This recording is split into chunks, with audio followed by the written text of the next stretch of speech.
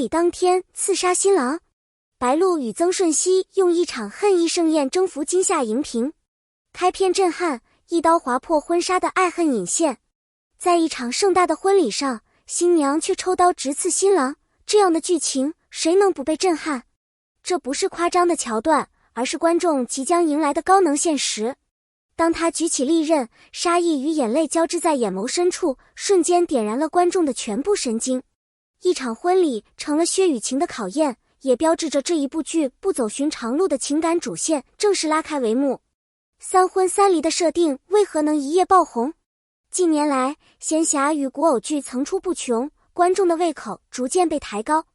而三次结婚、三次离婚的极限设定，彻底打破了传统甜宠与虐恋的套路公式。这种反复拉扯、不断重组的爱情，让每一次重逢都带着前缘未了的疼痛与期待，使观众沉浸于一种欲罢不能的强烈情感中。正是这种不圆满的设定，更贴近现实的复杂与人性，使得剧情的每一分推进都掷地有声。白鹿双重角色突破认知，曾舜晞演技高能输出。这一次，白鹿不再是柔弱的仙子，而是同时扮演两个角色，一位是静云宗中天真热烈的李清月，一位是冰冷孤绝却内心炽热的花如月。两种性格的极致反差，像镜像般彼此照应，却在剧情的推进中展现出惊人的冲突感。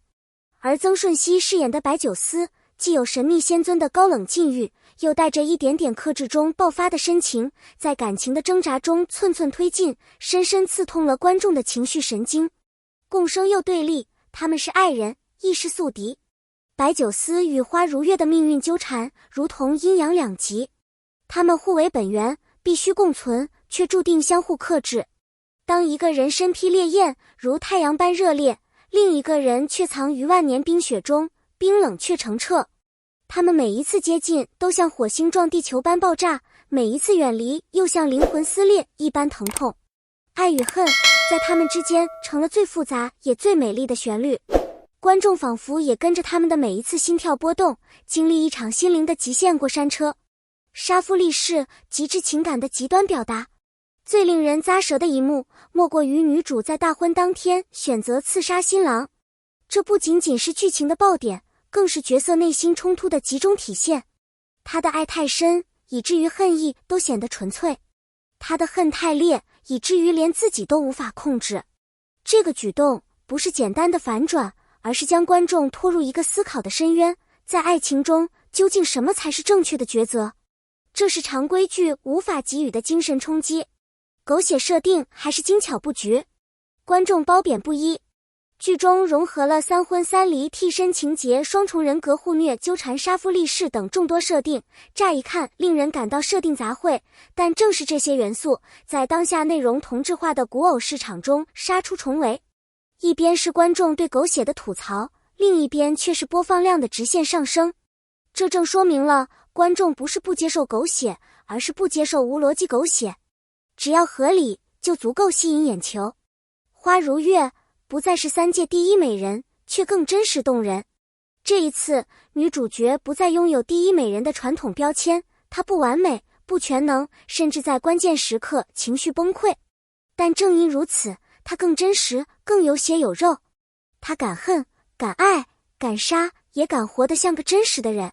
这种设定在传统仙侠剧中极为罕见，也刷新了观众对女主角的期待与定义。白九思，仙气之外更有人气的内核。白九思表面上是冷若冰霜的仙尊，实则内心充满挣扎与爱欲。他不是传统意义上的无情道，而是一个在规则与情感之间苦苦挣扎的凡人。他的每一次选择背后都是痛苦的代价与无奈的沉默。这种人物设定注定会获得观众共鸣，也给曾舜晞留下了极大的发挥空间。替身与真身的撕裂冲突，理智与感情的双重拉扯。剧中替身设定并不只是制造误会的工具，而是一场关于身份与认同的深度拷问。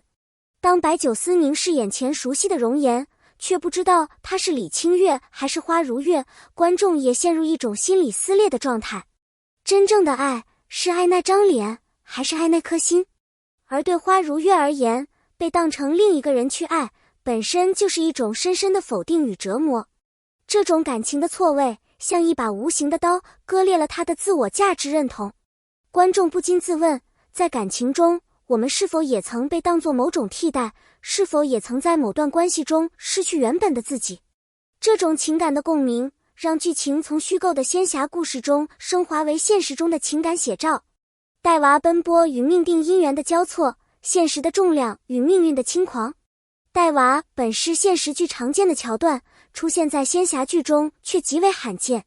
它让角色从高高在上的修仙者瞬间变得有血有肉。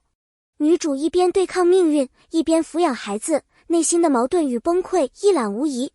这不是单纯的母性光辉，而是一种在苦难中坚持责任的写照。命运给了她无情的安排，却没有夺走她爱与守护的能力。而这段设定也让观众产生强烈共鸣。在现实中，我们每一个人不也都在修行？一边扛着生活的重压，一边守护心中仅存的柔软。这种设定让观众看到，即便是神仙，也有不能逃避的责任与苦楚。正因为真实，所以动人。情绪密度爆表，每一集都是情感过山车。情绪密度高，意味着每一场戏都要求演员拿捏得极为精准。而本剧恰恰在情感节奏上做到了极致。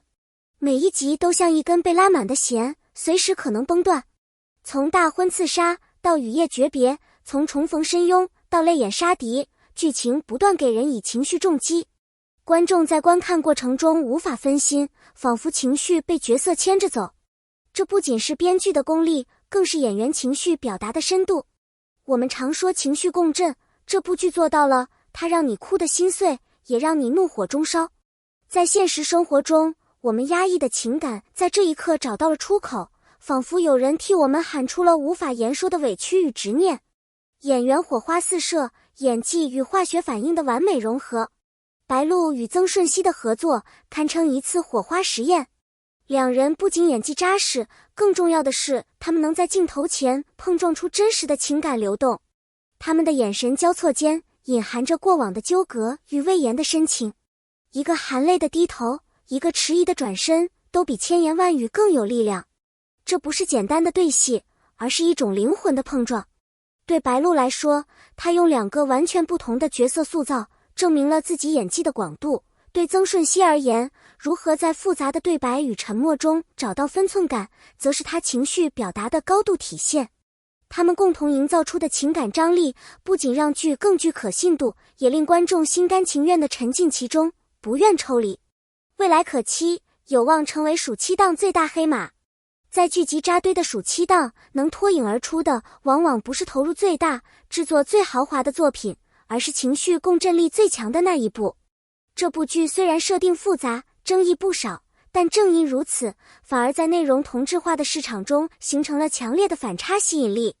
观众追剧不再只为好看，而是为共鸣、冲击、思考。剧中爱情的拉扯，人物的挣扎，命运的捉弄，正契合当下年轻人面对现实困境时的内心状态。这不仅是一部古偶剧，更像是一面情感的镜子，让人照见自己曾经的懦弱、坚持、挣扎与成长。如果制作方能继续保持质量与热度的双重推进，它极有可能成为真正意义上的现象级作品，唤醒观众对于剧集艺术的重新认知。观众反应分化，却都在无法转移视线。无论是热评如潮的期待，还是挑剔如刀的批评，都说明了一件事：这部剧已经抓住了观众的注意力。无论你是喜欢看甜虐交织的情感混战，还是对设定创新充满期待，这部剧都有吸引你的理由。一场关于爱、痛、命运与信仰的情感试炼。